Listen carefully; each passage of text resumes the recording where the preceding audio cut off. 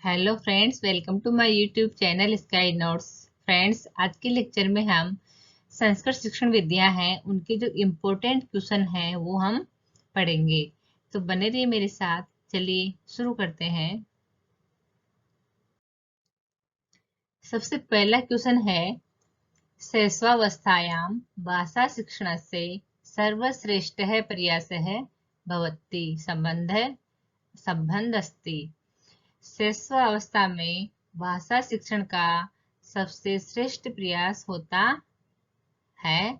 वो संबंध है, कौन से संबंध है? तो वो है स्वाभाविकताया सिद्धांत है। ऑप्शन ए इसका आंसर सही है, क्योंकि शैशवावस्था में बालक अपने स्वभाव यानी स्वाभाविकता से ही सीखता है। उसको हम कुछ समझा नहीं सकते, क्योंकि वो उस टाइम इतना छोटा है कि जो हम बोलेंगे उसका वो फॉलो करे, तो वो नहीं कर सकता ये। तो वो अपने उसके मन में जैसे जैसे आता है वैसे वैसे वो करता जाता है, जैसे भाव आते हैं वैसे वैसे वो एक्टिविटी करता जाता है। तो इसका आंसर हो जाएगा ऑप्शन ए। आगे है क्वेश्चन नंबर 2, श्रवण कौशलस्य उद्देश्यम भवति। तो श्रवण कौशल का उद्देश्य होता है, तो श्रवण कौशल का उद्देश्य होता है सुनकर अर्थ ग्रहण करना। क्या होता है सुनकर अर्थ ग्रहण करना? ऑप्शन नंबर बी इसका सही आंसर। अब इसमें देखो, भाषा के जो 4 कौशल हैं ये सब आपको पता होगा। कौन कौन से हैं वो? श्रवण कौशल, भाषण कौशल, पठन कौशल और लेखन कौशल। ये सब आपको पता ही है। अब इसमें है जो ये शब्द आया है श्रुत्वार्थम ग्रहणम। तो यहाँ देखो, जो ग्रहण है क्या होता है? ये इनपुट, और ये ग्रहण है, और ये है अभिव्यक्ति। तो ये क्या होता है? आउटपुट होता है। ग्रहण यानी इनपुट और अभिव्यक्ति आउटपुट होता है। और जो ये इनपुट होता है इसको हम आगत कौशल भी कहते हैं, और जो अभिव्यक्ति है उसको निर्गत कौशल कहते हैं। तो एग्जाम में कई बार आगत कौशल के नाम से क्वेश्चन आ जाए तो आप कंफ्यूज मत हो ना, ये होता है ये। और जो ये 4 कौशल होते हैं LSRW, शॉर्ट फॉर्म में इनको ऐसे याद करते हैं। L लिसनिंग यानी सुनना, और S स्पीकिंग यानी भाषण बोलना, भाषण कौशल, और R रीडिंग पठन कौशल, और राइटिंग लेखन कौशल। तो ये आपको समझ में आ गया होगा अच्छे से। और जो ये दो कौशल हैं, सुनना श्रवण कौशल और भाषण कौशल, ये अमूर्त हैं, इनको हम देख नहीं सकते। और जो ये मूर्त कौशल है इसमें आता है पठन कौशल और लेखन कौशल। इनको हम अभिव्यक्त कर सकते हैं, बता सकते हैं। तो ये है मूर्त कौशल। और जो ये श्रवण कौशल है और भाषण कौशल है इनको हम ध्वनि विज्ञान में पढ़ते हैं। और जो पठन कौशल और लेखन कौशल है इनको हम लिपि विज्ञान में पढ़ते हैं। तो ये था हमारे 4 कौशल, जिनके बारे में मैंने आपको थोड़ी सी डिटेल में बता दिया है। अब आगे देखते हैं क्वेश्चन नंबर 3। NCF 2005 अनुसारम काल्पनिक चिंतनार्थम एवं च साक्षरता द्वारा ज्ञानार्जनम मन्यते।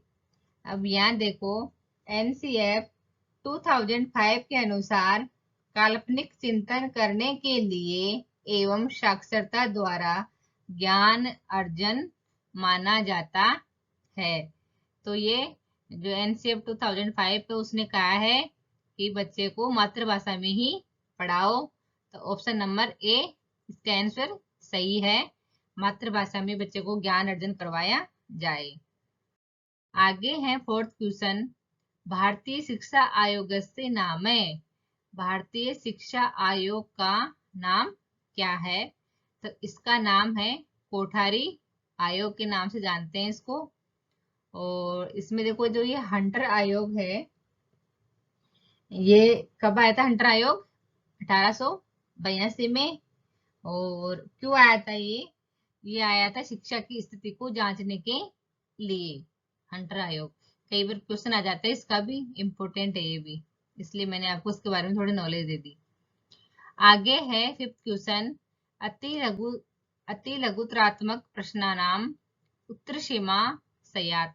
जो अति लघुतरात्मक प्रश्न है उनकी उत्तर सीमा क्या होगी?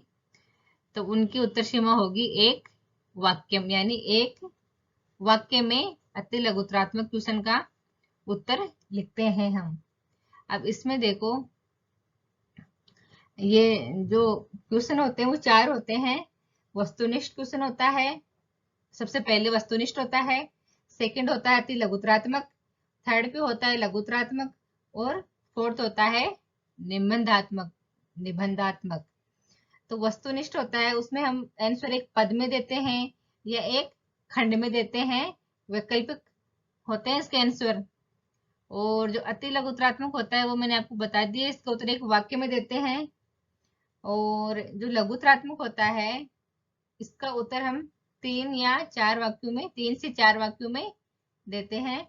और जो निबंधात्मक होता है वो विस्तृत प्रश्न होते हैं, उसमें उसकी कोई सीमा नहीं होती। तो ये थे 4 प्रकार के प्रश्न जो मैंने आपको बता दिए हैं।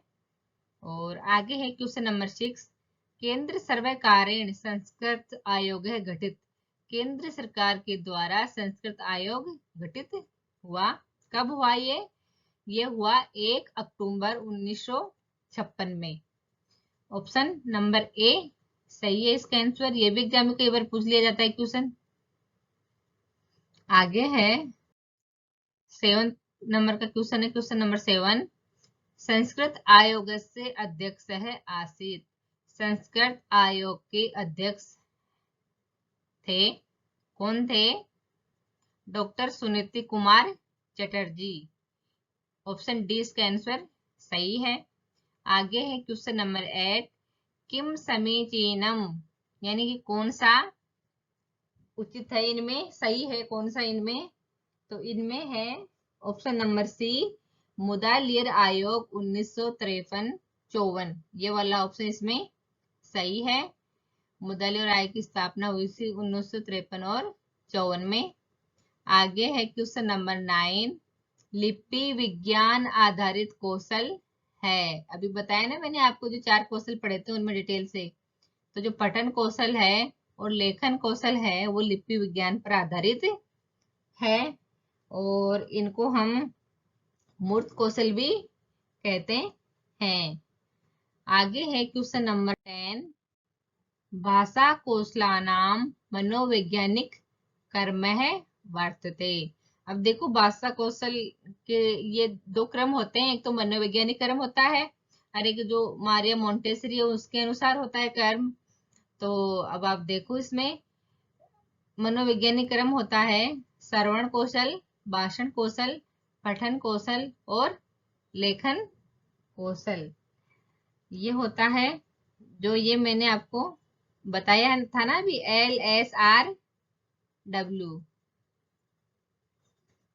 L लिसनिंग, और यानी श्रवण हो गया, और ये भाषण हो गया स्पीकिंग, और ये पठन हो गया रीडिंग, और ये लेखन हो गया राइटिंग।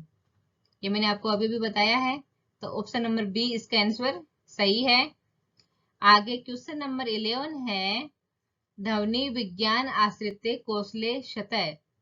तो ध्वनि विज्ञान पर आश्रित कौशल है, तो ध्वनि विज्ञान पे आश्रित कौशल है श्रवण कौशल और भाषण कौशल है ध्वनि विज्ञान पर आश्रित, लिसनिंग और स्पीकिंग।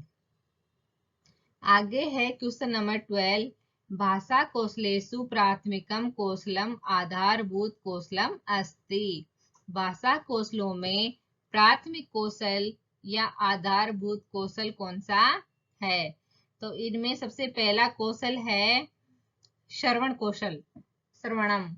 ऑप्शन ए इसका आंसर सही है।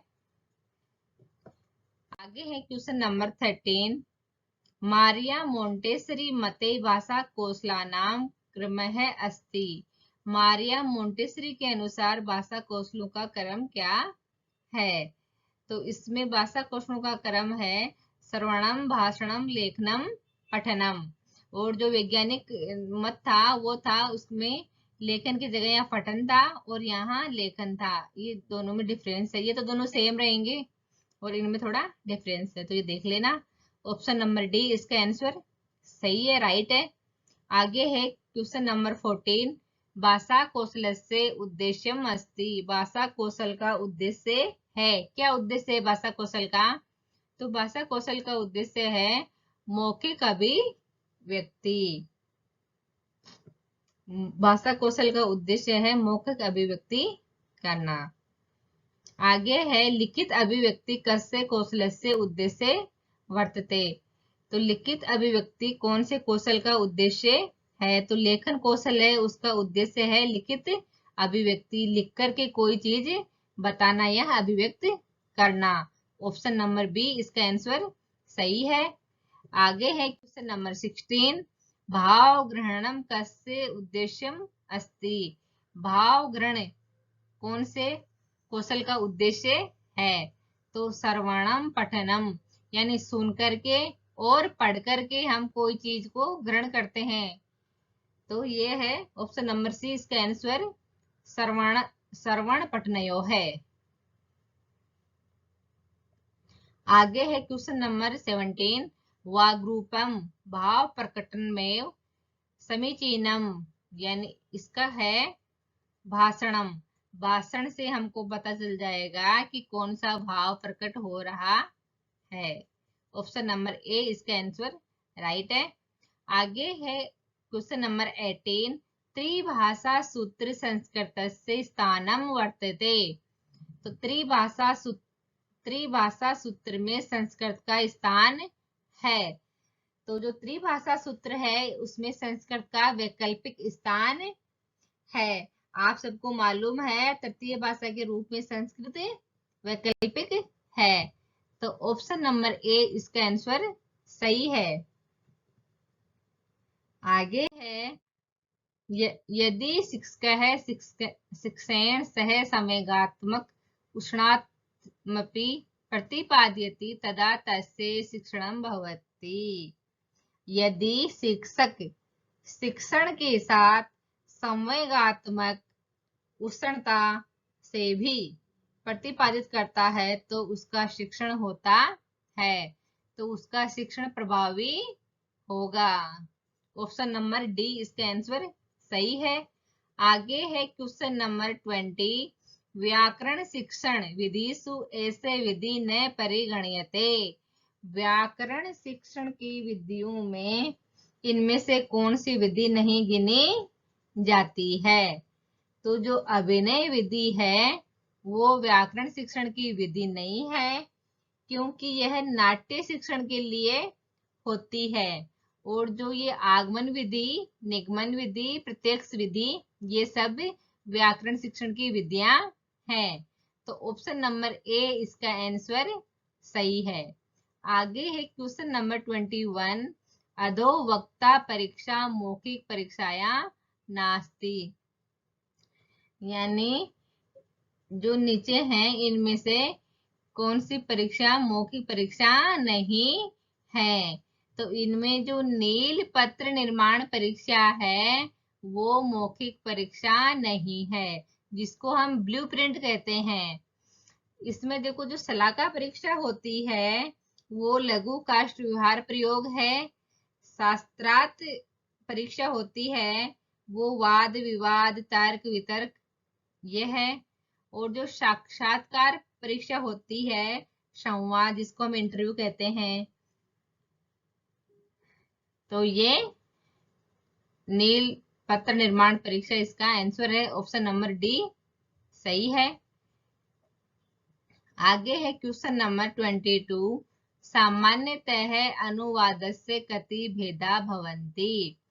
अनुवाद के सामान्यतः कितने भेद होते हैं? तो इसके 3 भेद होते हैं अनुवाद के। ऑप्शन नंबर बी इसका आंसर सही है। और 3 भेद कौन कौन से होते हैं?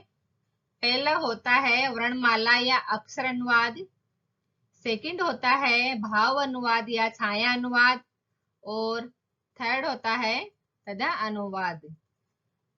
और अगर आपको पूछ लिया जाए कि अनुवाद के सोपान कितने होते हैं, तो अनुवाद के सोपान 4 होते हैं। आगे है क्वेश्चन नंबर 23।